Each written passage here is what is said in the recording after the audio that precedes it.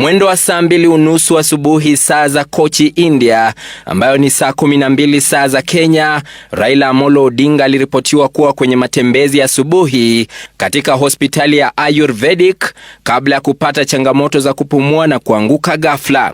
Ripoti kutoka katika hospitali hiyo zikisema madaktari walijaribu kumfanyia huduma ya kwanza bila mafanikio.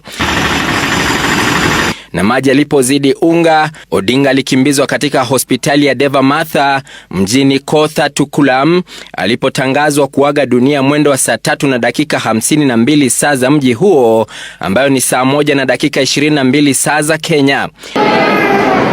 Dakika chache baadaye mwili wa Odinga ulionekana ukisindikizwa na madaktari wa hospitali hiyo. We continued CPR in spite of our very sincere, continued CPR and other measures. We couldn't make him. Baadaye jioni, jeneza ambalo lilikuwa limebeba mwili wa hayati Odinga lilisafirishwa kutoka hospitali ya Deva Matha hadi chuo cha matibabu cha Kerala, ambapo litasalia kwa sasa hadi litakapochukuliwa na kikosi cha Kenya ambacho tayari kiko angani kuelekea nchini India.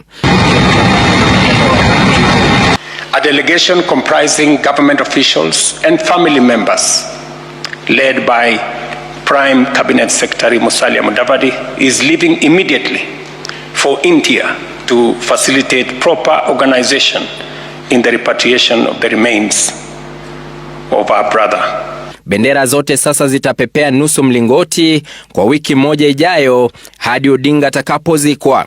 I have declared a 7-day period of national mourning, during which the national flag shall fly at half-mast across the Republic of Kenya and in all our missions abroad.